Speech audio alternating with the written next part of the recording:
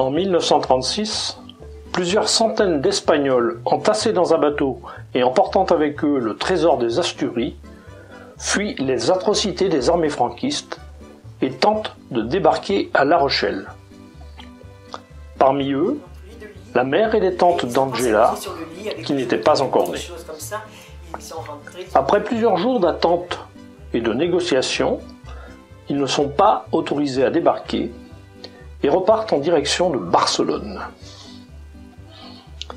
En 1939, devant la poussée des armées franquistes, les femmes sont évacuées en train et débarquées en race campagne à Port-de-Bouc. Elles finiront à pied le chemin les conduisant à Cerbère, avant d'être séparées, les unes partant vers Argelès, les autres vers Saint-Cyprien, Limoges, Toulouse ou Bordeaux. Vivant dans des conditions d'hygiène misérables, elles attendront dans des camps où les barbelés ne sont pas absents, avant de se retrouver à Saint-Cyprien au bénéfice d'un regroupement familial. Écoutons Angela nous livrer la suite de son histoire personnelle et nous parler de sa naissance au cœur de cet exode.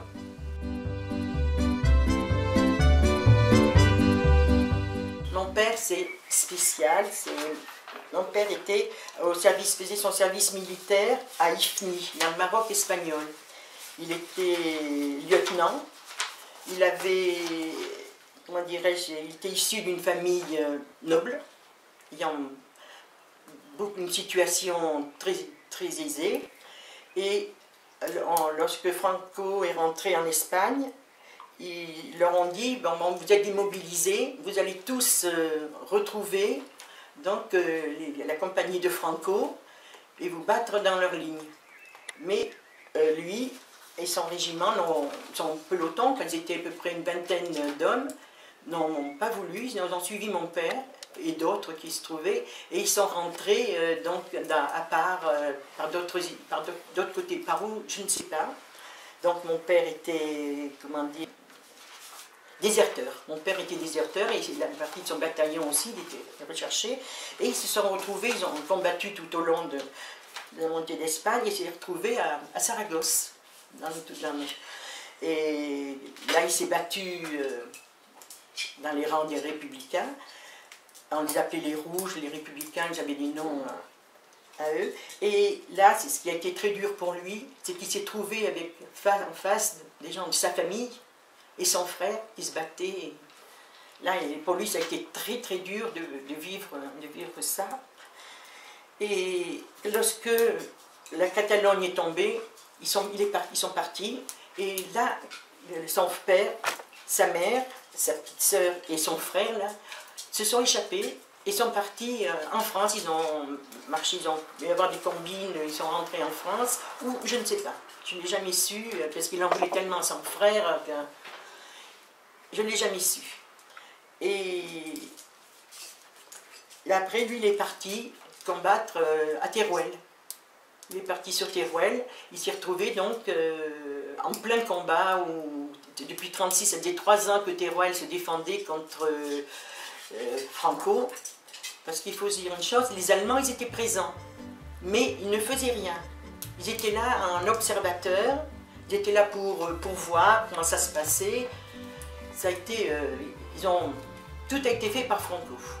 Et toutes ces milices, les atrocités, tout ça, c'était perpétré tout par les délations, c'était terrible à Teruel, ça a été une bataille atroce, vraiment. Il n'avait jamais vu ça. Ils n'avaient pas d'armes, très peu de munitions, ils se battaient souvent au corps à corps. C'était terrible parce que Franco, ils étaient très nombreux quand ils sont rentrés sur Teruel, parce que Teruel étant un point très stratégique, puisque depuis 1936, depuis 3 ans, les franquistes et puis les républicains se battaient sur Teruel pour préserver Teruel, parce que c'était le passage pour rentrer après, pour prendre toute l'Espagne. Et là, c'était très dur. Et quand Teruel a commencé à tomber, ben, ils sont partis par les Pyrénées, parce que comme ils étaient recherchés, ils sont partis de nuit, ils ont traversé les Pyrénées, ou je ne sais pas. Et ils sont arrivés, ils ont trouvé un train qui les a amenés à Murat. Donc ils sont retrouvés, tous les copains, ils étaient partis une vingtaine, il n'en restait plus que 6. Beaucoup se sont battus après à Murat. Et mon père, donc, même ils sont connus en France, à Murat. Moi, je vais dire une chose parce que c'est vraiment atroce. En 1942, lorsque je suis née, mon père travaillait dans les mines, une mine à Chambeuil, et pour lui c'était une couverture. Comme il avait combattu et qu'il connaissait le maniement des armes, il était à la mine, il entraînait les jeunes et les moins jeunes, ceux qui venaient dans le maquis, il les entraînait au maniement des armes, et il s'occupait également de l'alimentation. Lui, ses copains, ils montaient au maquis, mais je ne sais pas où était le maquis, ils montaient l'alimentation, tout ça, les soirs. Et un beau jour, ils étaient descendus justement du maquis, ils ont été dénoncés, et les Allemands sont allés les chercher, puisqu'on leur avait dit qu'ils se trouvaient dans les mines. Ils ne les ont pas trouvés, mais comme c'était les Espagnols, pour eux, ils savaient où trouver les Espagnols, parce qu'il faut se dire que nous, on habitait à Murat, place du Bala, à côté de ce qui est maintenant la mairie. Il y avait le collège, une grande cour, et il y avait l'école primaire derrière. Et il y avait des chemins qui descendaient à la gare, et de la gare, on pouvait rejoindre la campagne et puis les bois. Et c'est souvent que les Allemands étaient à la maison, parce qu'il y avait une petite fenêtre, il n'y avait plus qu'à sauter la fenêtre et sauter pour se trouver dans la cour de l'école. Et ils étaient souvent là, quand on parlait des Espagnols, aussitôt ils sont venus à la maison. Et ils ont dit, où sont les hommes? Où sont les hommes? Et les femmes qui étaient là, elles ont dit, rien, il n'y a pas d'hommes, on est toutes seules. Mais si, vous avez des hommes, on les a vus. Bon. Et les femmes, quand elles ont été averties par Monsieur X, je ne dis pas son nom parce qu'il a joué un grand rôle là-bas sur Murat et partout, est venu les avertir qu'ils étaient recherchés. Ils étaient venus voir les femmes, et il faut cacher les hommes tout de suite. Et il y avait donc à l'entrée de l'appartement une pièce noire, sans électricité, sans rien. Et c'est là où la propriétaire gardait, comme elle avait un bar qui était à côté de la maison, c'était 2 maisons attenantes. Il y avait des paniers, il y avait des cochonneries, quoi, des tables, des chaises, et il y avait dessous, dans le coin, une trappe double qui faisait, je ne peux pas dire, on jouait cache-cache, nous dedans, on se cachait là, et on pouvait rester allongé 3-4. Et après, quand on ouvrait la trappe de l'intérieur, on tombait en bas dans un sous-sol qui était un hangar. Donc les femmes ont tout déblayé, caché, parce qu'ils étaient 3, sur les 6 qui sont descendus pour chercher les armes et chercher le ravitaillement. 3 ont pu se sauver, ils sont partis rejoindre le maquis. Et les 3 autres sont restés, donc mon père, mon oncle et un ami à mon père, sont restés à la maison parce qu'ils n'ont pas pu partir, puisqu'ils avaient à récupérer les jeunes. Et mes parents, donc les amis de mes parents, les ont cachés là, sous la trappe. Ils sont restés là très longtemps et ils ont tout remis en place et tout. Et les Allemands ont vraiment molesté les femmes.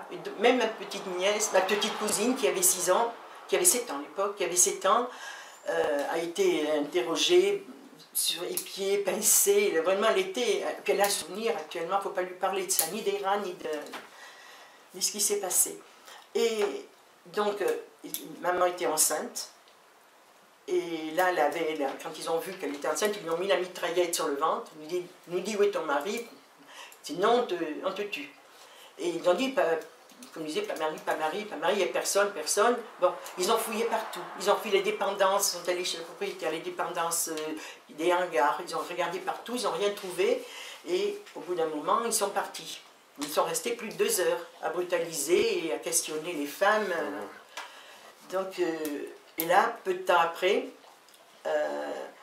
maman a senti des problèmes. Elle était enceinte, elle n'avait pas 7 mois. Elle a commencé à sentir des douleurs. Et là, c'est mon père qui, dans la nuit, a réussi à chercher chez M. X qui les avait aidés. Sa femme était était, comment on appelle ça, Sage-femme. Sage-femme, oui, sage-femme. Et elle est venue aussitôt. J'étais pratiquement née quand ils sont arrivés. Je suis née le soir à 8h30. Les Allemands ont dû partir vers les 6h, 6h30, 7h. Donc je suis née à ce moment-là. Pas belle, ma mère disait, elle voyait les rats qu'elle voyait dans les camps de concentration, des gros rats. Elle m'a dit, quand je suis née, on dirait un rat, je faisais à peine 750 grammes. J'étais toute petite. Alors aussitôt, la sage-femme a dit, il faut baptiser la petite parce qu'elle ne va pas passer la nuit, elle va mourir, mes parents n'ont jamais voulu. Et là, donc, j'ai eu comme couveuse une boîte à chaussures, 2 bouteilles d'eau chaude, j'étais enveloppée dans du coton et je ne pouvais pas téter, donc on trempait des compresses de gaz dans le lait chaud, dans le lait tiède, on me les faisait sucer comme ça et elles se relayaient, elles étaient 6, elles se relayaient toute la nuit pour que le bébé vive.